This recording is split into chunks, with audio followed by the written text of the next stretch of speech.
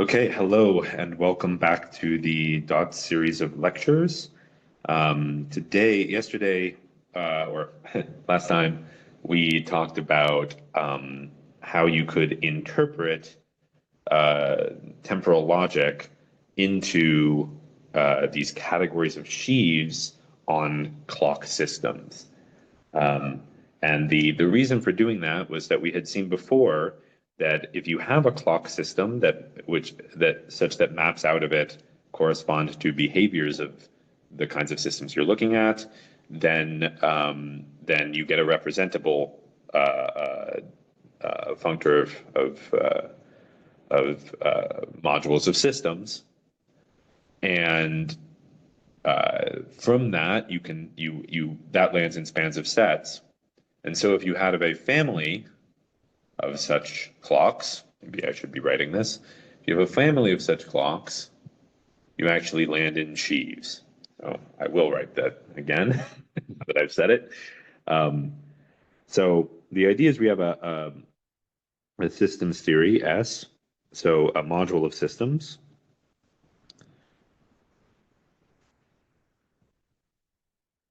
Over a symmetric monodal double category, I, called its of interactions, interfaces, objects, and interactions. And we saw this before, how I acts on S from the right by composing, and the symmetric monodality there gives rise to allows you to take parallel products of systems where they don't interact and then couple them together by an interaction. And so if you have, so one thing that I will recall is that we can sort of write called the carrier of S to be the category of all systems with all interfaces and all maps between them that also act on the interface. And we can project that down to the category of tights in I. And we recall that I itself is a internal category in categories, which I don't know if I have covered in this lecture series, but I'm going to write this down here.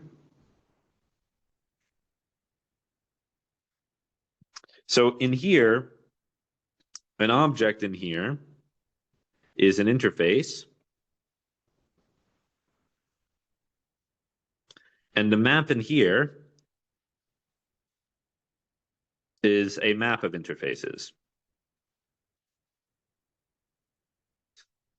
Up here, an object, as we drew it before with this double thing, is a system with a given interface. And this functor here projects out the interface associated to this system. And a morphism in this category of systems, which this is a system. And morphisms in this category of systems are the maps between systems, which always must have a map on their interfaces. And again, the functor just projects out that map of the interfaces. So this is the idea that if we have, for every interface, we have a category of systems, and for every map of interface, we have a module of systems morphisms over them, which I believe I may have covered. It's the displayed version of this functor down. And then just like the in loose right here, here, this category loose is the category of loose arrows of the double category of interfaces. So here we have things like I prime, C, or W. I don't know what I like to call these things. How about W for wiring diagram? Sometimes these are the so-called interactions, the ways that we're going to allow our systems to interact. Interactions. So this thing here is an interaction. And that's an object of loose, not a morphism of loose. Right? Now, the morphisms of loose are the squares in the double category.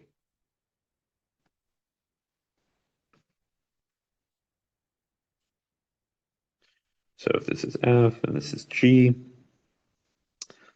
and we interpret them often as they're morphisms of interactions is sort of a basic thing to say, but they often represent if the W and W prime are wiring diagrams, so they're particularly simple, then usually that there's at most one way to make a square of this form here, and that if there is one, it suggests that there is a compatibility condition between these the homomorphisms F and G and these wiring diagrams. It says somehow that this square commutes.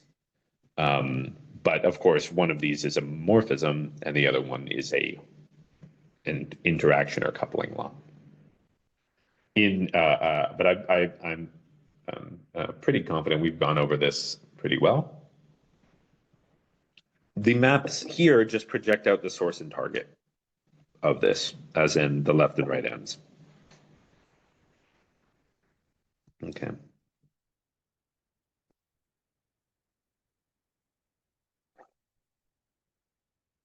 So this here is what I could say is the underlying data, underlying stuff of modular systems. And it's a diagram. This is a diagram of this shape in the two category of categories. Just to point out exactly what I mean. I mean, without anything else. This is a bunch of stuff. It's a bunch of categories arranged via some maps, but these maps are all meant to be display maps, as in these maps are not doing anything. They're just projecting out parts of the data. So all of these, and all these maps in green, which I should have put in the first place, all these maps are display maps, which is an attitude one takes towards a functor, i.e. they're just projections. Just projections, or typing information, right? Because what this map over here, for example, says is that this system S has this interface I, the one it maps to, right? So it tells us something about the type of the system. Similarly, this map here tells us that this interaction takes in things of interface I. And that's also typing information, and it gives out by this map things of interface I prime. So it's important to remember that these things are all just display maps, as in they don't do anything. On top of that, we have what we might call the structure. Or I'll call it the algebraic structure of systems, stems plus interactions. And this will get very complicated if I draw it all, but I'll draw a little bit of it, right? So one thing we can do is I can take, right? I can take this carrier of S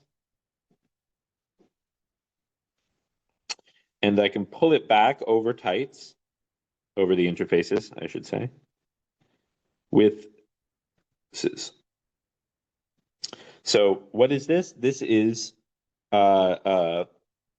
diagrams of this form, a system into an interface and a loose, an interaction out of that interface, right? And that is what we might call a pasting diagram in this.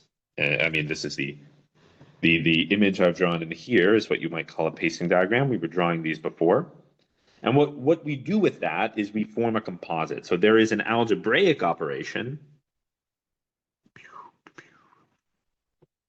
Maybe I should make all of this green so that it's clear that this is the structure. Oh boy, do I not have my exact shade of green? Oh yeah, I do. This one, go, done. Yeah. Cool. Right. So the structure is in green, and now I'm going to put the algebra in purple.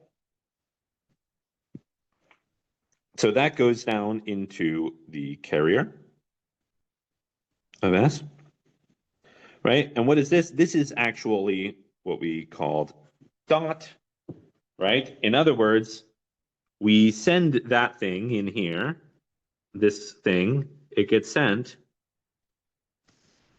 to S dot W. And now we know something about this as well, which is that we know that it has to have interface I prime. And so what that is saying is that if I take this and I go down to type, how about I do it as a square?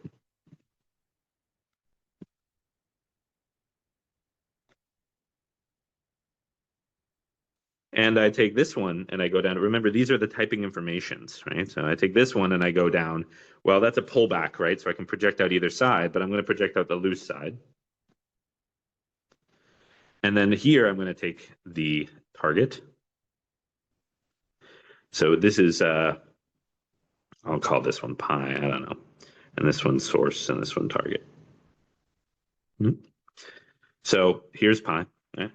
So maybe I should call it not pi, but something like interface.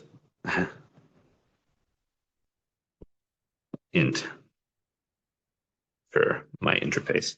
So saying that this square strictly commutes, right? This square commutes says that the target of the interface of the composite is the target of the interaction involved in the composite, because this one on the left here projects out this component, which is the interaction involved in the composite. And note that this is a diagram that takes place in cat. So this also encompasses the functoriality with respect to the morphisms of systems and the squares of the interfaces, which is a nice feature, right? Similarly, we also have, we can also compose interactions.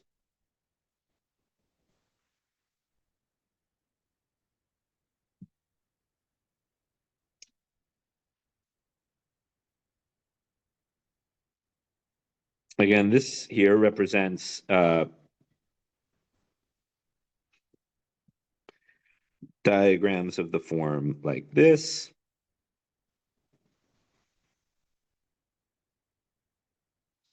And this here, then it maps to the composite, it should be purple. And sometimes write this as tensor, although no, I definitely won't write that as tensor. I don't know what I was writing this as before. You remember? Should I scroll up and find? Yeah, let's see. There was one lecture where I ran through this. Thank you for your patience. Let's see. Yeah, we're doing, there we go. Interaction, ontology for systems theory. Yeah. Did I ever? Maybe we didn't do a composition of interface. Well, oh no, I just used the same symbol. Oh well. Love me some overloaded notation. Okay, well, I also called this dot in the earlier lecture, and so I will continue to do so. I will note that it's often called tensor, but of course we're using tensor to mean the parallel product, although it probably would be better if we used two parallel lines to denote the parallel product, and we use tensor to denote the composition of these interactions, because they're often like pullback, or you might say composition of bimodules. We haven't done any algebraic examples of this, but it does work quite nicely. But I'll probably want to cover that at some point. All right, so this one also has some things it wants to say, but really there it has two equations, right? Because oh, I haven't finished drawing out the thing. W dot W prime. Double prime. Because note there are two equations we need to fix about this in terms of typing information, right? We need to say that that when you compose two interfaces, it still takes in the same interface and it yields what the second interface is going to yield. So really, you'll end up with some commuting diagram that now looks like two commuting diagrams, I should say, two commuting squares that look kind of like this. I'm not going to draw out the whole thing. And there's more, right? Because we also have, right, a unit. In other words, the identity interaction, which does nothing.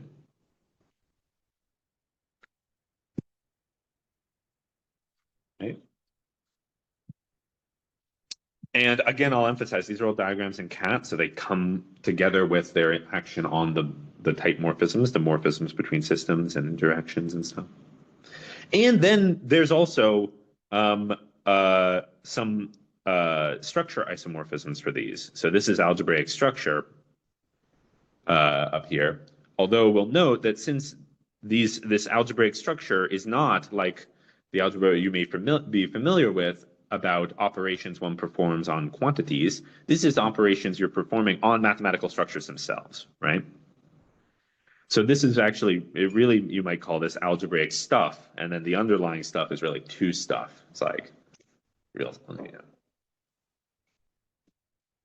a higher like you know, because it's at the meta level in a sense. We have we're going to build one of these for each of our notions of system. They determine what it means to be a system, but a system itself is a mathematical object. It is already stuff.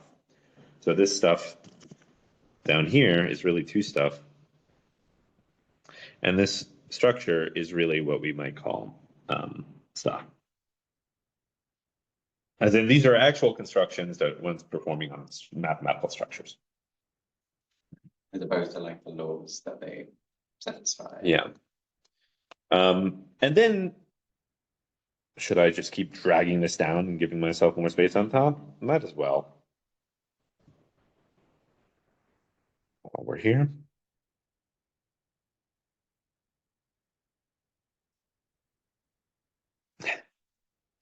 Probably should have gone the other way, but it does logically build up like this. We need the lower levels on which to build the higher levels. So now, up here, I don't know if I don't have any more colors on hand, so I'll just keep going because it really is part of the algebra. Up here, we have the algebraic laws. Algebraic laws, which, by the way, are a structure, if we're being honest, because they are a bunch of isomorphisms and various things that we have to actually put in. And these are laws that we've seen before, things like S dot W prime is isomorphic to S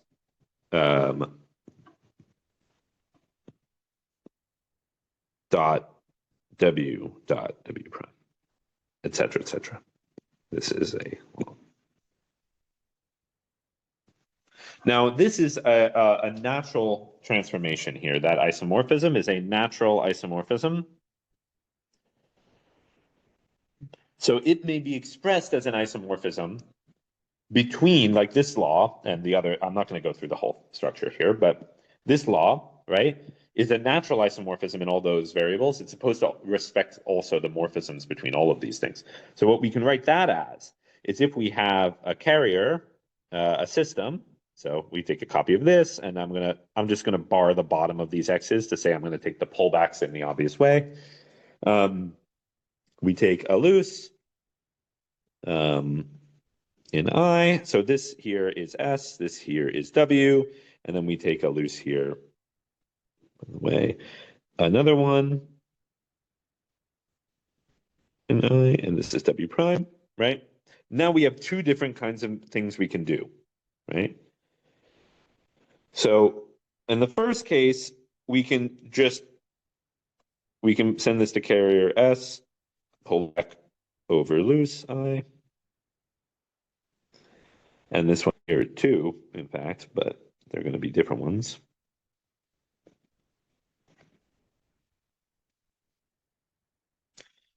And then we can compose all the way to loose. Oh, thank you.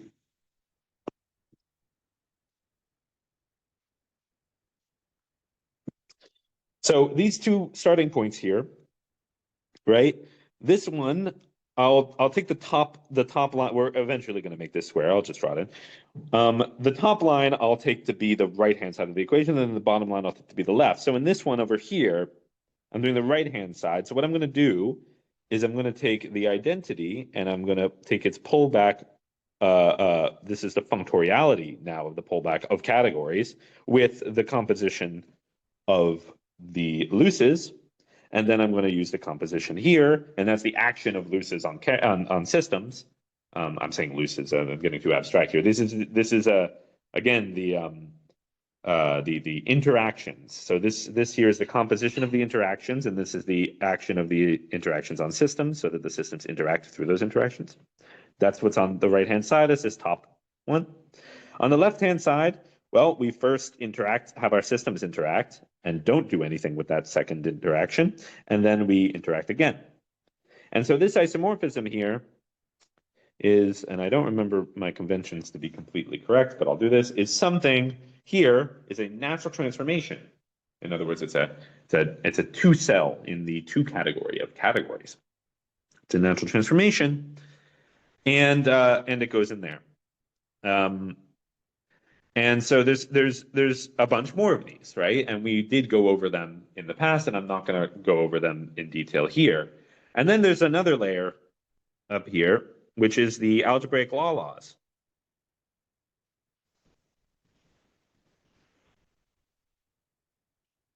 And this is, by the way, properties, finally. Which is to say that these isomorphisms that you have, they have to satisfy certain coherence conditions. And we did cover the coherence conditions for pullback of spans. And that's the same stuff that we have over here.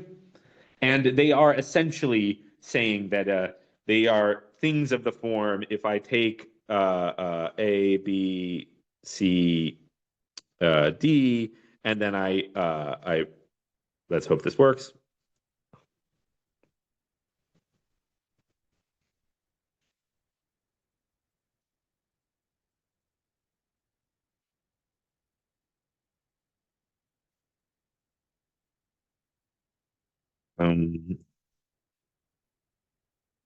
How many ways could there possibly be to do this? I got one. I think I got one backwards already, but B, C, D versus Wampa. Yeah, that's it, right? Yep. So this is the famous pentagon equation, and all of these are isomorphisms that we've seen. Well, I'll double bar them because they're really these two cells. But they're the isomorphisms we've seen below. I've stopped writing the dots to make this notation more compact, right? And these have to, this square of these has to commute. And what that means is essentially like the isomorphisms, they're not doing anything but handling the particular names you gave to everything in the constructions that are this composition of systems, right? When you actually compose systems, there's stuff. And so they're mathematical structures themselves. They're stuff. You're using structure and stuff in a way I'm not. This is terminology due to John Baez. So this stuff, structure, properties. I think it's from John Baez's lectures on N categories and cohomology.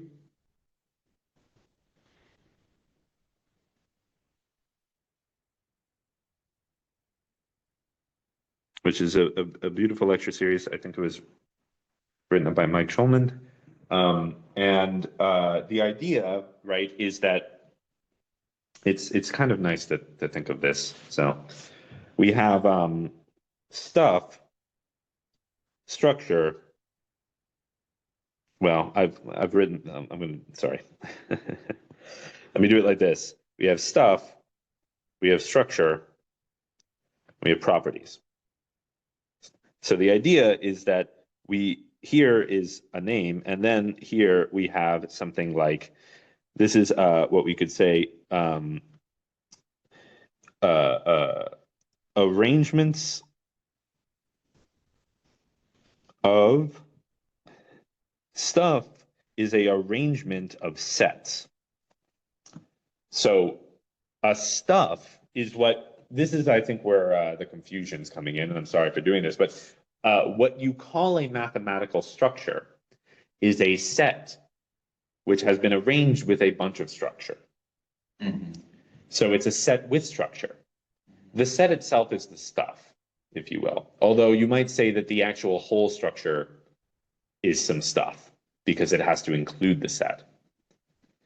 But then the structure is an arrangement of elements, and the properties are arrangements of facts. And so when you have, for example, a group, or whatever, a group is a set G, which is the stuff, with 1 in G, and for all a B in G, a dot B in G. These are a bunch of elements, so this is what's called the structure. Such that, and the inverse is, how about I do a monoid? I'm lazy. A monoid, which is a group without inverses, because I'm too lazy to write them. You have one, you have the product, and you have the things like 1 dot A equals A dot 1, and associativity. And this here are properties, because these are arrangements of facts. Right?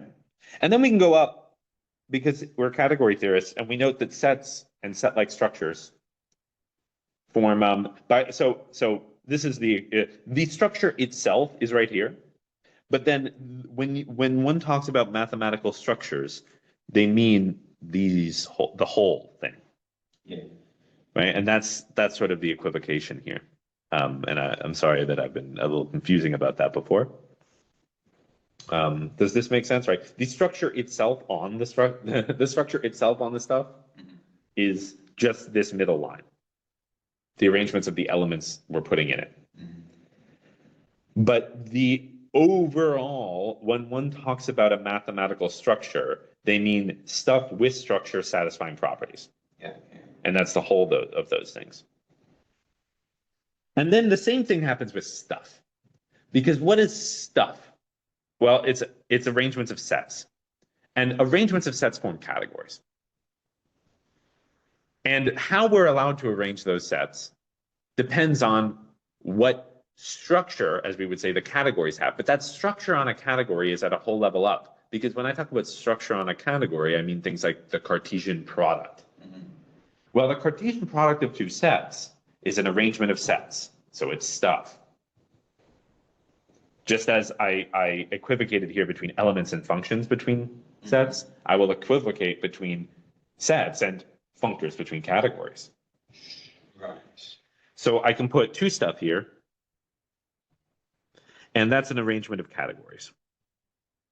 And so in the above, right, what we've done is we started with our two stuff. We have an arrangement of categories.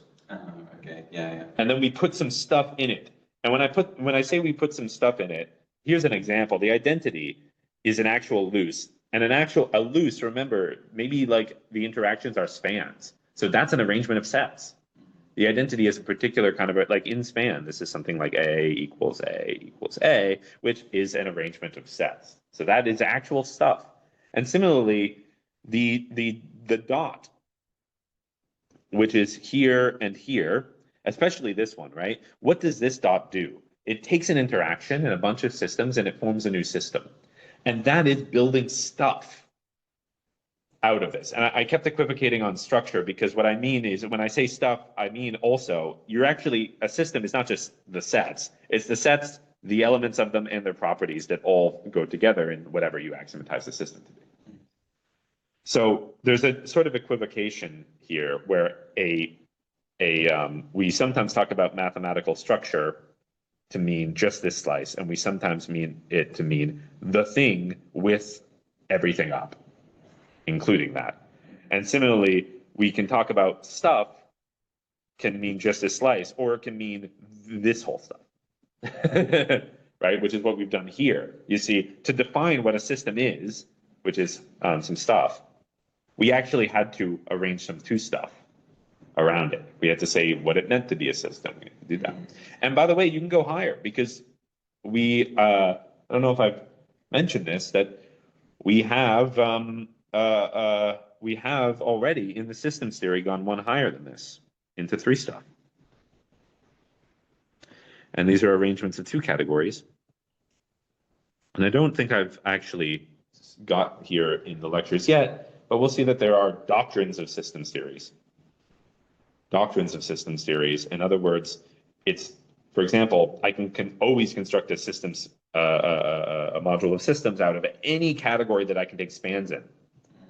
And so I actually get a functor between two categories from the two category of categories where it makes sense to take the span construction to the two category of modules of systems. And that's a doctrine. And so we actually see this arrangement happening up here. Oh, and maybe in systems theory, I'll just names in systems theory, I'll put them here.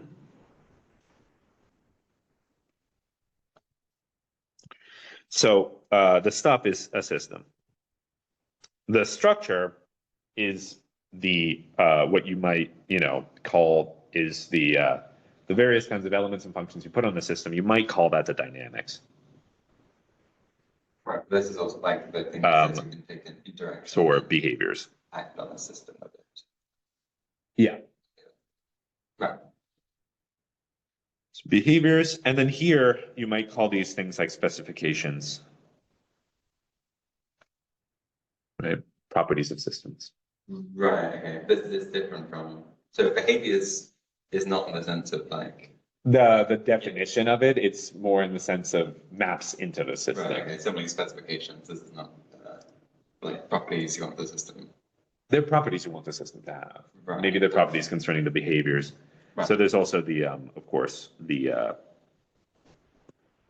axiomatic part. These are just the, I guess, governing equations.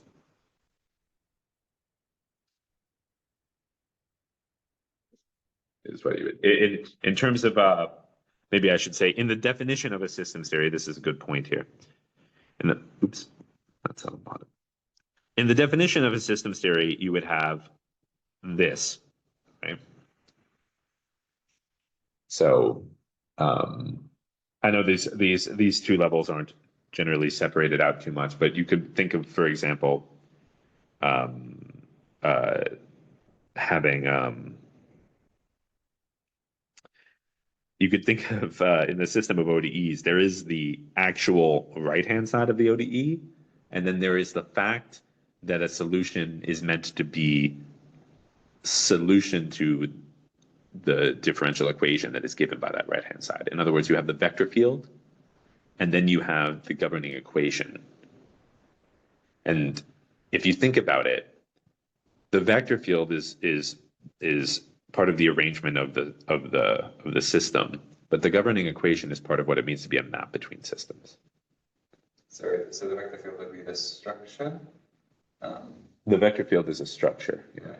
And the properties is the statement that a flow should satisfy. Exactly. And then we can also say in like when we like having solved the system, i.e. represented it, as we'll see in this talk, it as map via maps. Then we get that these are the this is the behaviors are elements of. So this is properties of elements of, and this is the system, but represented as just in the behavioral control theory, via Willems, right? Elements of, objects of, S. This is modular systems, right? Elements of, and then here is as a behavior type, right? So it's a spans of something. Span on clocks.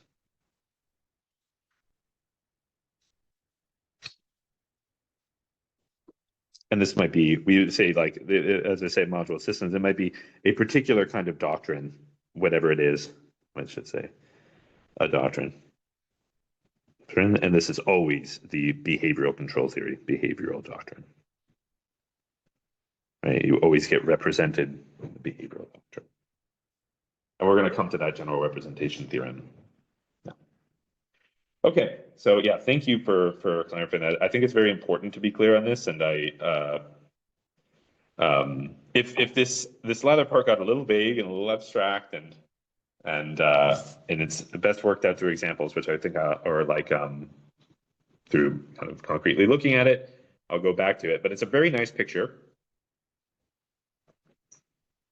which helps you organize all of this data in your brain. So going back up, we see that we have this same list here. Well, at least the starting at the 2 stuff, right? We have this list here crawling up, and you know, like part of it is that I didn't, you know, tell you, but like, how do I say this? Just in the way that I had to draw 2 columns here to refer to systems theory, there's really another column I should have drawn here, which is what happens when you map into the things. That shifts you up a level, but it also helps you understand what is actually, these things are actually made of. Like if I look at these functors here, these categories here, functors into them are the actual systems. Like from a functor from a single point, a functor into here picks out an actual system on its interface, right? This is a diagram taking place in CAD, right? And so there's this idea that like, you know, it's important to remember that what it means to be a system. In other words, this stuff that governs this is also part of the definition of what these categories are. They're in here. It's not just these objects. Although there's a subtle shift, because technically these are the only stuff that's involved in this definition here. But when we look at this representably, we suddenly find that actually the actual definitions of each of these appear at the level of stuff. And that's the exact same picture that happens here. In other words, when we look representably into the system, we see that the elements of it are behaviors. Right? So what it means to be a system, right? Even though what it means to be a system is to be a bunch of sets with some actual, you know, given some structure on them, like manifold structure and vector fields, or, you know, measurable structure and some Markov kernels, and then what it means to satisfy the laws, or like actually evolve the system and so on, right? When we look representably, we find that a system is composed of behaviors, right? Which are things that satisfy the governing equations mapping in. They're maps, right? And that those behaviors satisfy these predicates, right? And so on. So there's a sort of I don't think I've explained that well, but it's also not really crucial to understand this philosophical point beyond this. So I might just go on and right. Okay. So the point is, just to bring us back, we have some 2 stuff, which is an arrangement of categories. Onto that, we put some algebraic structure, understood again in the sort of very broad sense as all of this at once is the algebraic stuff, structure, and properties that we put onto the underlying two stuff down here. And there is something fun about category theory is that it does the same thing sort of over and over again. So if I, for example, suppose I have, say, a set. It's a category of sets, right? And then I consider the category of monoids. Now there's a functor here called the forgetful functor that takes the underlying set of a monoid. So remember, this sends the monoid, the plus and the one, let's say, or the times and the one, right? Maps to just the m. That's what the underlying one does.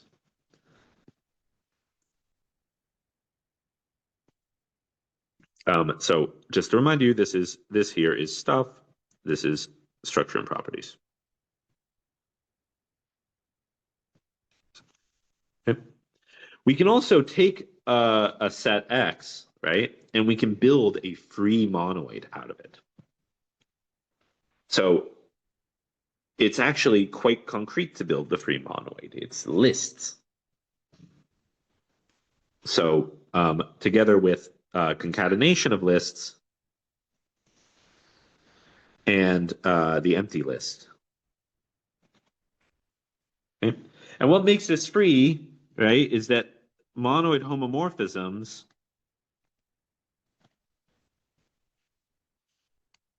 correspond bijectively to functions into the underlying monoid.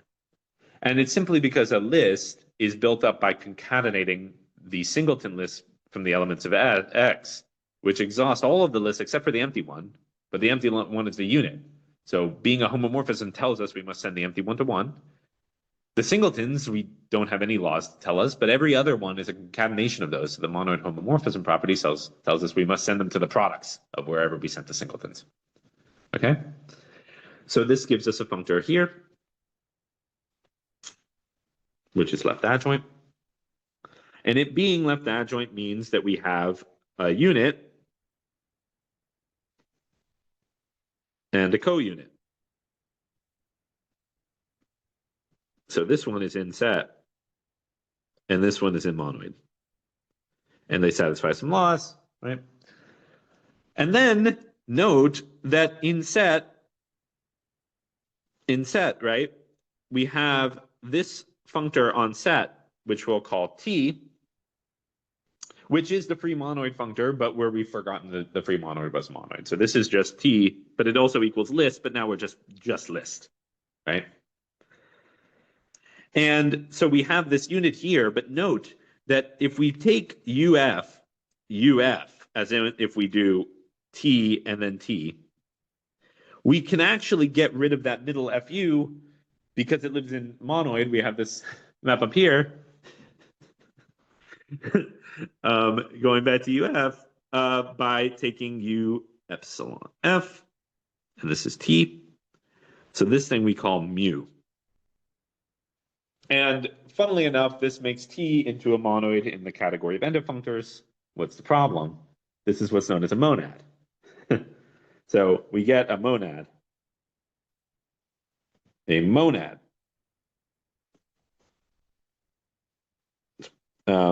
Which is given by T. T works for, it's the generic name I'm going to give to a monad, but in this case, it's list. Set to set, where we have the unit here, eta, x to list s. That is the singleton inclusion. And then we have mu, lists of x to list x. This is the flattening. So we have a list of lists.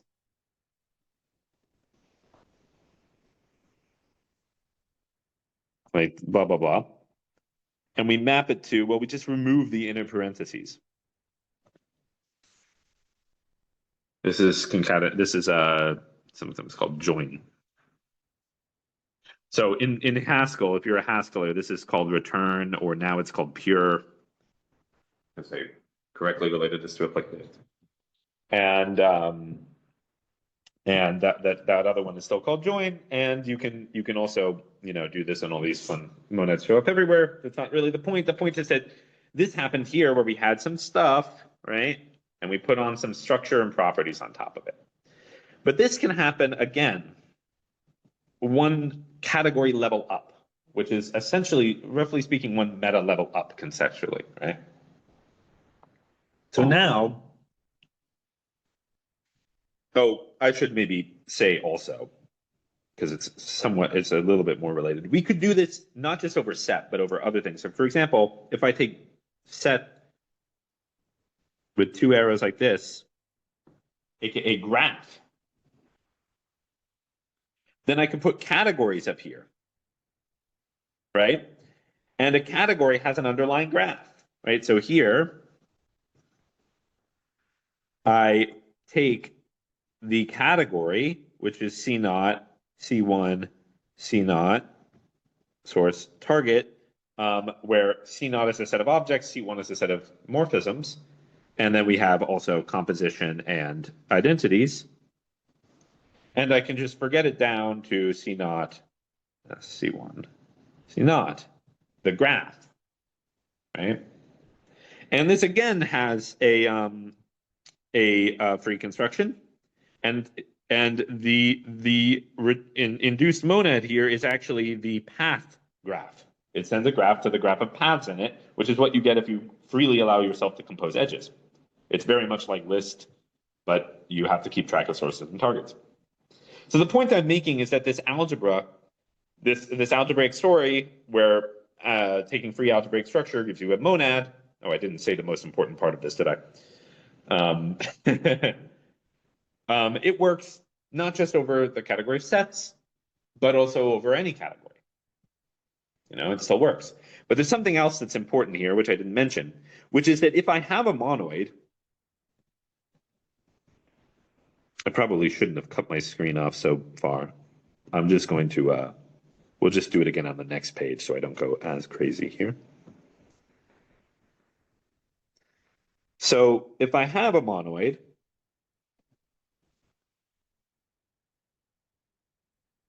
right, then I can define a function,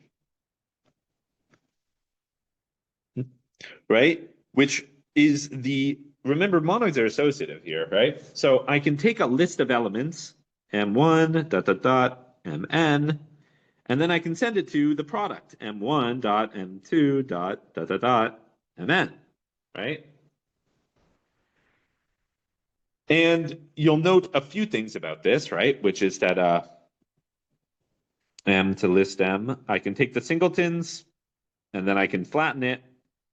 So if I take an element here, I put it in here, and then I flatten this, well, I just get m again, so this is equal to the identity, commutes. And moreover, if I take a list of lists of elements of m, and we're seeing these diagrams a lot today, because everything's a monoid somewhere. Thank you. So this is flatten, this is flatten, this is join, and this is flatten.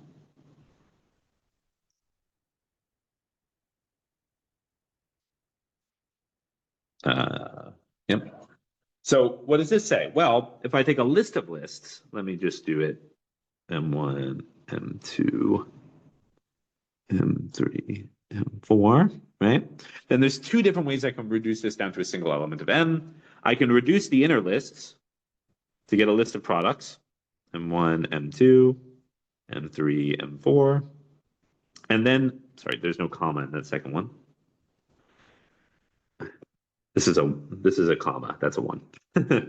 I'll put little dots in here, right? And then I can map this down. And so I'll put the parentheses in just to be clear. Right? Meanwhile, I can go the other way. I can flatten the list or join the list up into a single list, M1, comma, M2, comma, M3, comma, M4. Right? And then I can flatten that whole thing into what we could call M1 dot 2, 3 dot. And these are equal by associativity. So that is this structure, these two kinds of equations generally send like this to X, right? It's a map of this form where list is you're taking the role of T. This is what's known as being an algebra for the monad. And it's a theorem that the category of monoids is equivalent to the algebras for the list monad. Right? In other words, this single map, flatten, contains all the information of what it means to be a monoid. By the way, the unit is what happens when you flatten the empty list. You didn't really cover it, but you just define the unit to be the empty product. This is that convention, said in a different way. Okay. Similarly, cat is equivalent to the algebras for the path monad. And the point is, generally speaking, when you have some stuff and you put some structure and properties on top of it, there is a monad which freely adjoins that structure and properties. Oh, it's changing the stuff as well. It does change the stuff because the structure are some elements, arrangements of elements, and you have to add them in. So you end up adding a bunch of elements to do it. And but somehow the being an algebraic structure for this thing, which is to say having the stuff, structure, and properties all together, is the same thing as being what's called an algebra for this monad. It does look like you've got a picture where X is the stuff, alpha is the structure, and the equations are the properties. That's exactly right. That's exactly right. So we build in this, we add in all the new elements we need into Tx, right? So that a single function, alpha, suffices to put them back into, to fold them back into X and tell us how to interpret them. Okay. If X didn't already have them, we couldn't define alpha. But if X does already have interpretations for all of those terms, then we can fold it back in. There's a very nice approach to universal algebra through monads, which I'm not going to go into deeply here, although it would be wonderful to just spend a few lectures talking about universal algebra, categorical logic, and monads.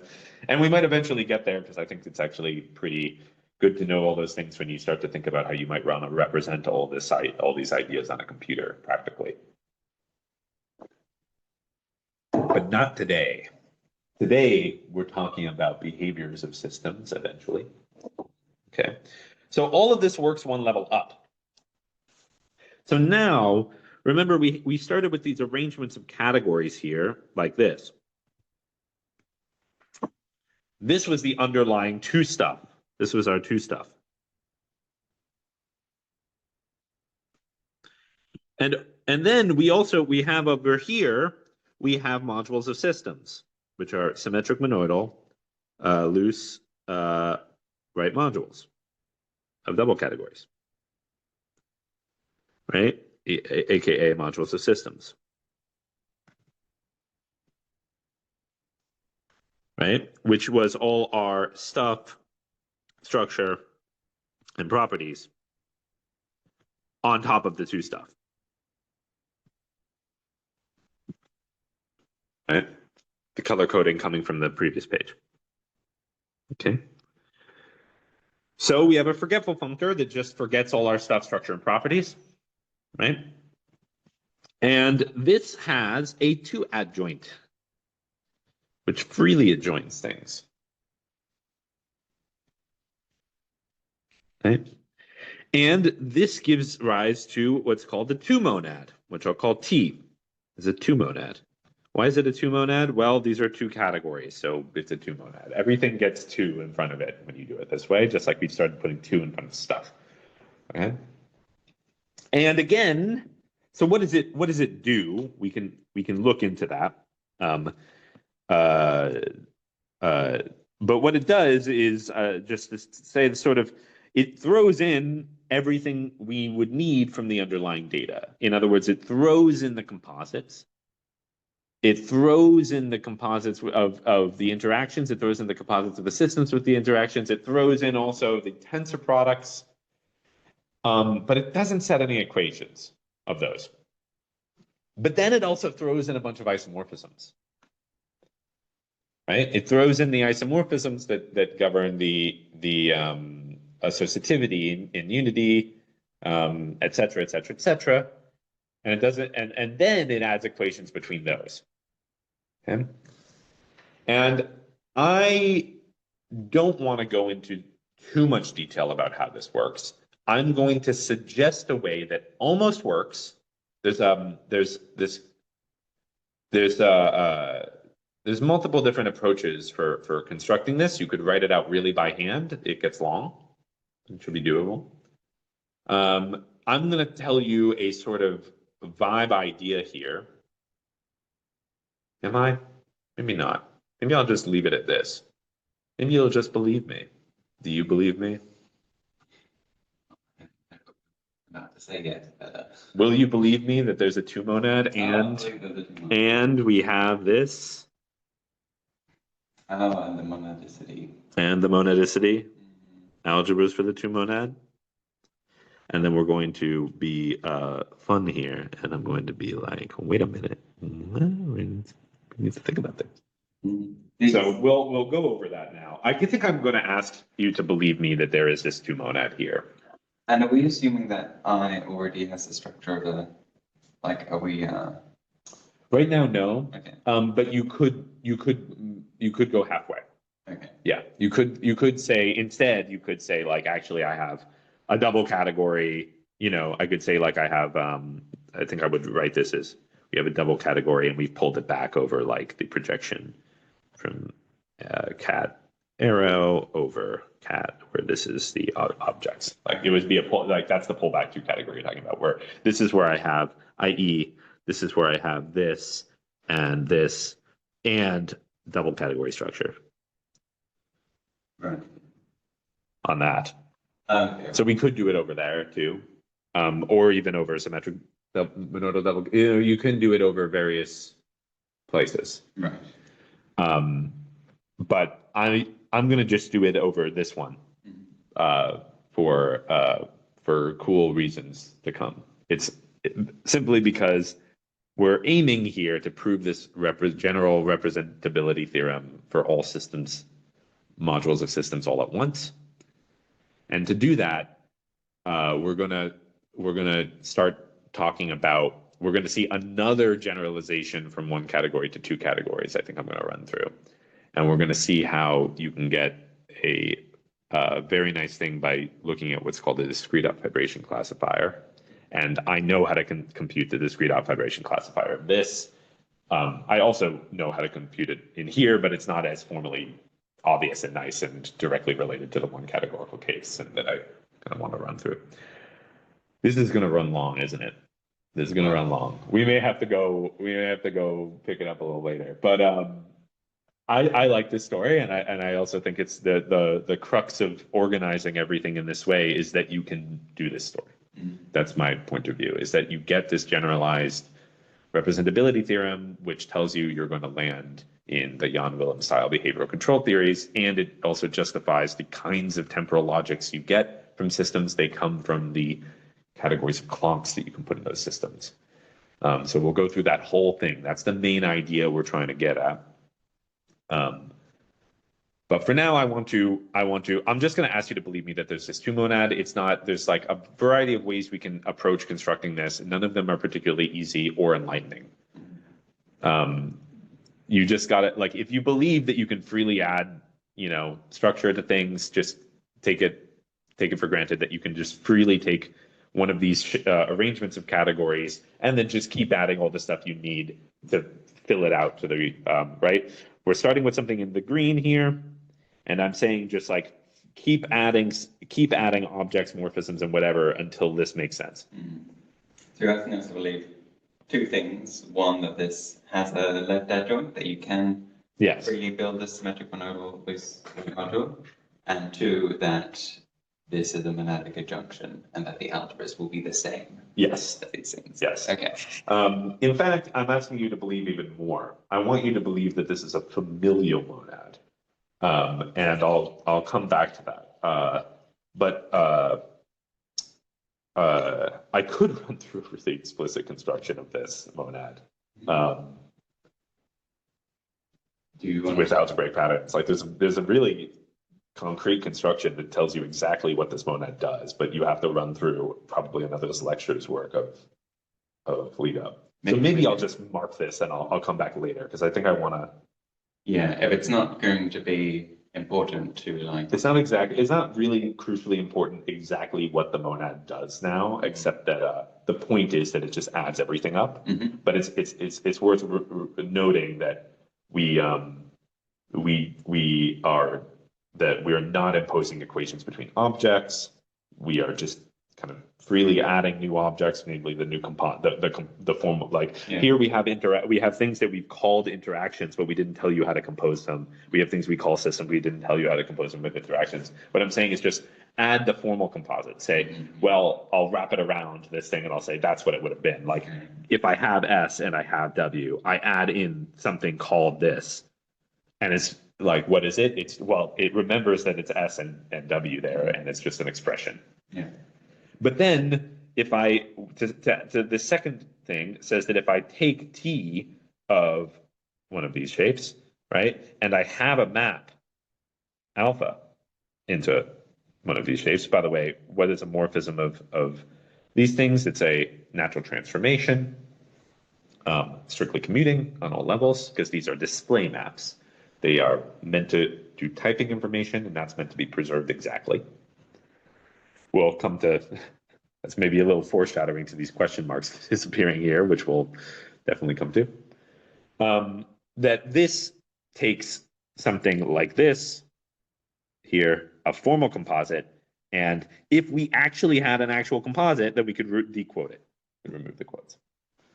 And so that's what you got to believe. And then we can go later. I mean, you and I are working on this great paper that we're very happy about. We want to talk about, but 20 minutes or so. Yeah, let's not. Maybe we can talk about the motivation for why we even want to exhibit this as two monadic. Yeah, yeah. I'll talk about why this is important in the story. But before I do that, I have to say that there's actually something more complicated that can happen when you come to these equivalences here. So I guess I do have to run through the entire theory of monads for this to make sense. So let me take a moment to think about how I want to do this. So I think this is what I want to talk about is I want to talk about like what the category of algebras for a monad is.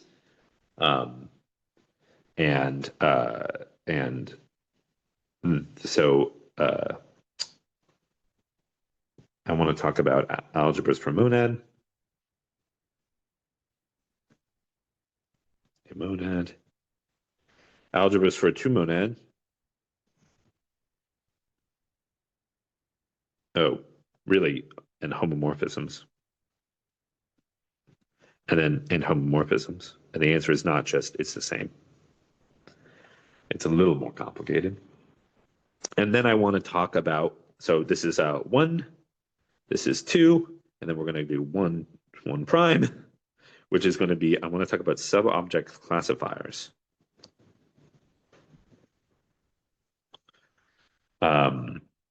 In pre-sheaf topuses specifically.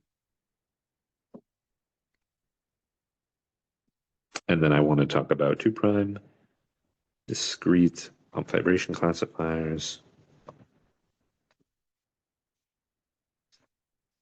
In pre-sheaf 2 categories. And then let's call it 2 double prime, the general representability theorem.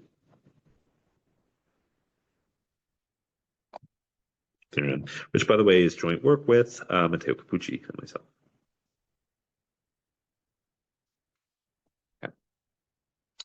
And yeah, you could, okay. So this is going to be sort of the outline, which is definitely going to take longer than 20 minutes. But we can get probably we can get these two done, and then we'll pick it up later. Okay. So one is, what is alg T where T is a monad in the set level? Okay. This will help us. So remember that we said an algebra was something like this: x to T x, or I'm going to call it A. Like my algebra is capital A. dx to Oh, sorry. Thank you. So an algebra for T, by the way, these always should have been called modules for T, but you know, I'll just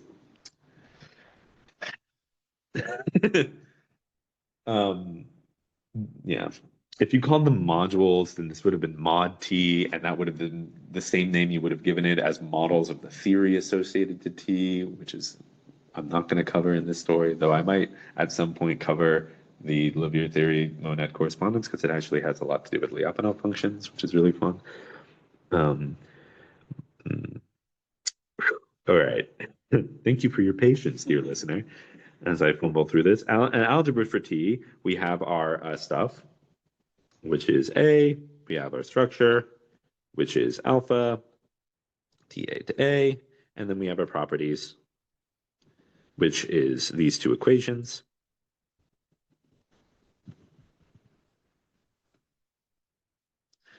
And T squared A, mu, TA, to A alpha, T alpha, A. So these are equations. By this, I mean that these diagrams commute. So, and again, so the way you should think about this is that you take something like, A plus B, an expression, and you evaluate it into the actual element A plus B. Of course, that only makes sense if you actually already have a value for that element. So if you're defining it simpliciter, alpha is telling you how to evaluate expressions. Okay, so that's an algebra. And what's a homomorphism?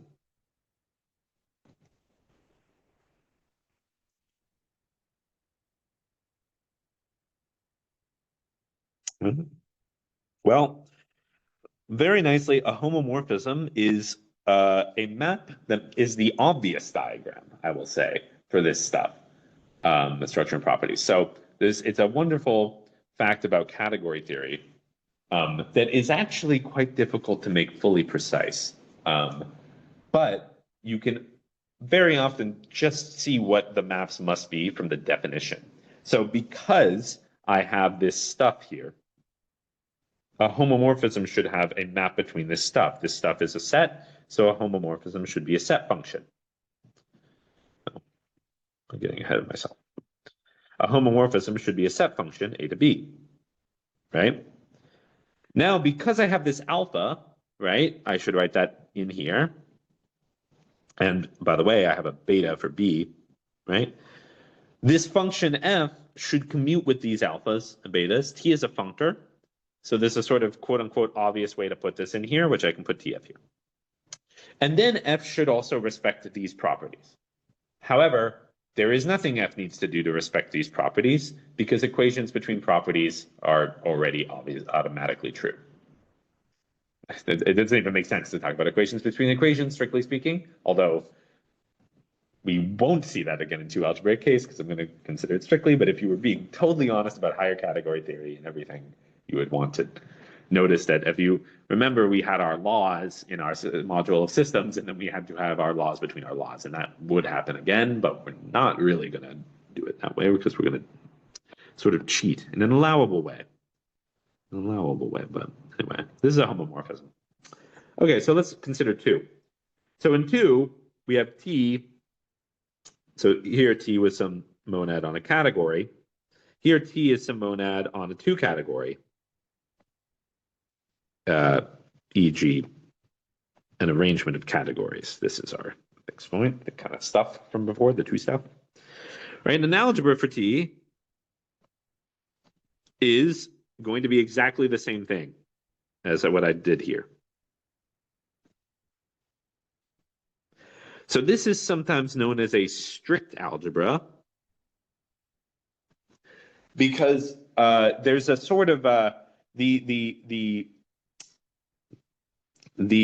story I've been telling you about substructure and properties suggests that really what you should be doing here is not asking for these equalities. Because remember now, this is actually, this all shifts, right?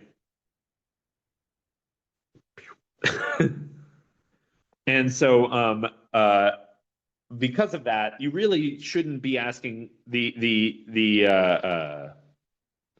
alpha now. Remember, A is something that like lives in this two category K. So it therefore is something like a category itself. In our case, it's this arrangement of categories. So a map from TA to A is something that is a bunch of objects of A, of these categories, right? Which are real mathematical structures. They're stuff. They're like sets with other things going on. So you really should not be asking for equations between sets of things.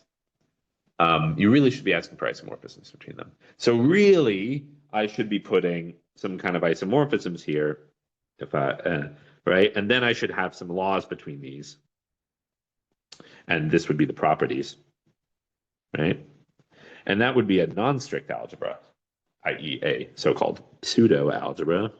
This word pseudo will come up again, and it is the sort of annoying word for doing things honest. Pseudo makes it sound like it's a deviation or whatever, but it's actually strict that's the deviation. Strictness should be called you're cutting corners and you're a swindler. Because boy, I mean, although like it's very important, it's very nice to have things strict. If things are strict, it means that you can a lot of the work you would have to do, which gets multiplied every time you go up dimensions because you start having to have laws between your laws, and it's sort of almost an exponential amount of work in terms of the number of category dimensions.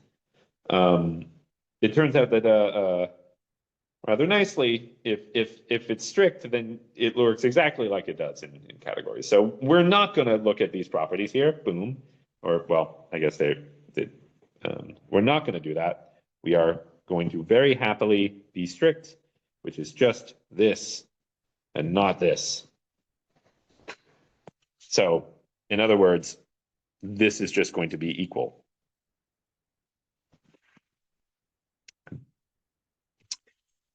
Great. Okay. So now we can talk about a homomorphism. And again, oh my God, well, we could just copy this over.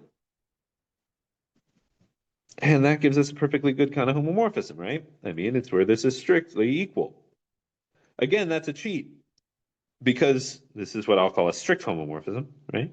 Again, that's kind of a cheat because remember F now is a functor between categories. So if you think about like how you would construct such a thing, it's a construction that produces a bunch of sets and elements and blah, blah, blah, and makes particular choices about the names of all those things. And what we're saying is that if you do the alpha construction and then the F construction, it's the exact same thing, including with all the names and the parenthesizations as beta followed by TF, whatever that is, right?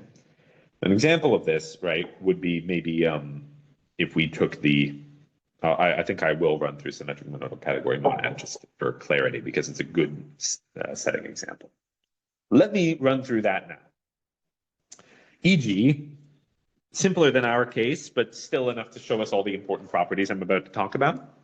Let's say we take the free symmetric mix T cat to cat is the free symmetric monoidal category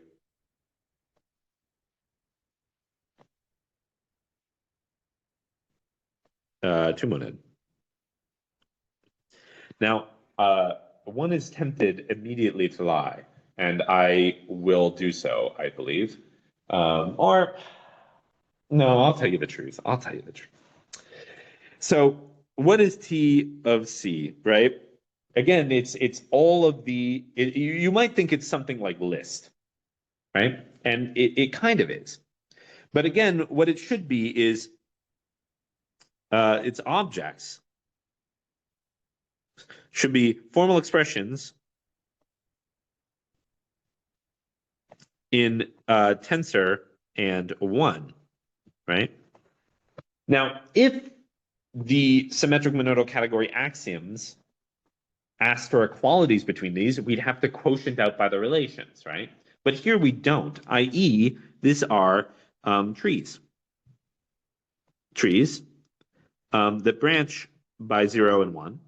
So they trees formed by something of the form this, or 1, or x, where x is in x.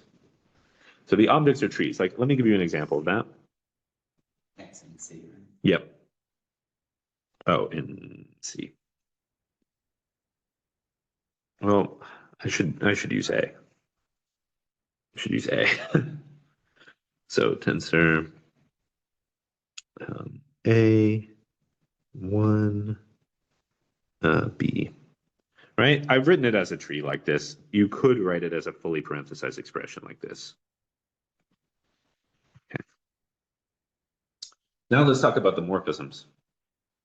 And here's where it gets complicated, right? Because the obvious morphisms between such a thing, between a tree, would be a morphisms, the only would be morphisms between the A's and the B's, right? Coming like sort of into the page, right? But that would have to go between the same tree. But in fact, what we're going to allow is to, a morphism is going to be allowed to make use of.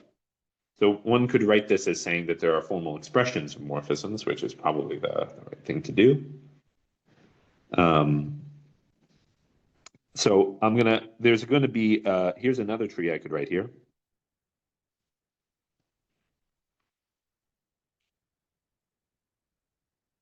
How about B prime? So we can see all the goodies, right? My claim is that if I have F from A to A prime and G from B to B prime, I should be able to get a morphism from the first tree to the second one that does sort of this.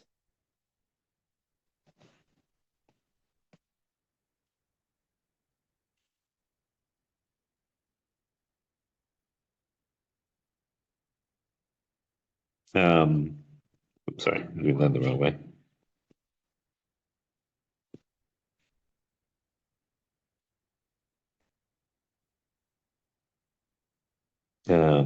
This will be just to the right. This here is going to go away if I draw a sort of an intermediary tree in the middle.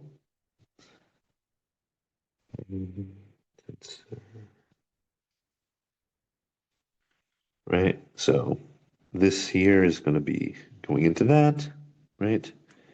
And then I'll draw another intermediary tree where I swap them, right? So I'm going to get rid of these greens because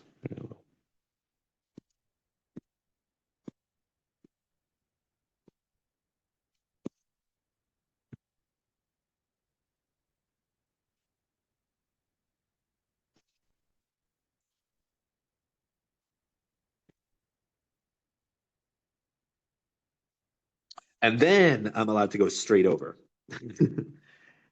Right?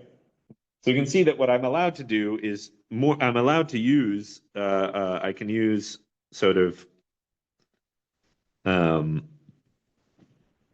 can use the isomorphisms A tensor 1, isomorphic to A, 1 tensor A, isomorphic to A, and associativity.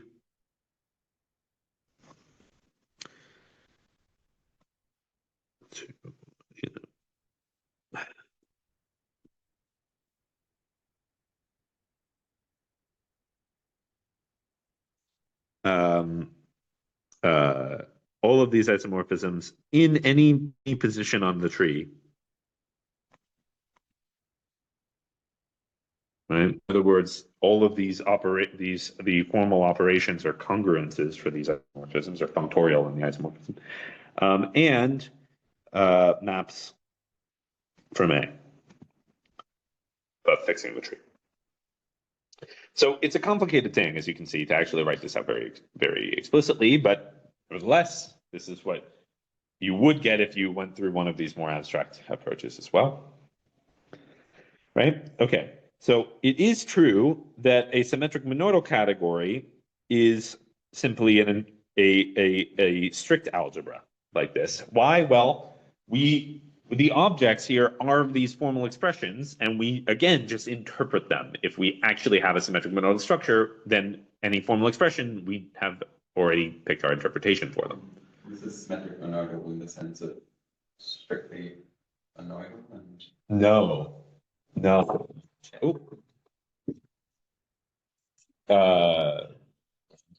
It's okay. Okay. So so strict algebra is still merely a symmetric monodal category, and the reason is that we haven't added any equations between objects here. right. The objects here are just these formal expressions, but we did add all the isomorphisms we needed as morphisms into the category, Yeah. and we allow them to be composed in a certain way that I haven't fully described. But the composition is by the idea that any morphism coming from from A is natural with respect to these isomorphisms, which is part of their law. That all these morphisms satisfy their pentagonator laws, et cetera, and that morphisms that come from A compose as they do in A. And all those laws together allow you to compose things in the sequence, because you can just you use naturality to pass these, right? So instead of going from, I could have instead gone from A to A prime and this to B prime, and then I could have swapped them after, right? That's naturality. So there's multiple different ways to represent a morphism here. There are quotients on these, like mod laws. There are quotients on the morphisms, but there are no quotients on the objects. And so we are allowed to ask that, yes, you get strict equality on objects. The unit, by the way, is the inclusion of A maps to the tree just having A, and the multiplication takes a tree which ends in trees. So with these A, B would now be of TA, of form TA, which therefore means that they are themselves trees. And then we just graft on at that point. Okay, so now we can consider what would a strict morphism be, as we've described it. Well, now we have a functor f here, right? And we know that f after alpha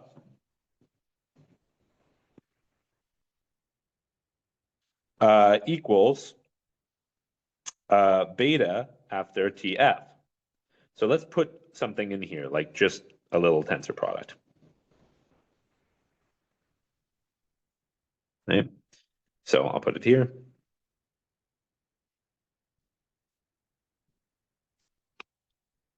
Okay, on the left-hand side, right, this isn't just f of A tensor B, because alpha of the, again, this is sort of like quoted, whereas this is unquoted, is the same thing as here. This whole thing is just f of A. The functoriality of T is just you substitute in at the leaves. F of B, tensor, right? And then beta interprets that. So this is f of A, tensor f of B. And this is perfectly fine. And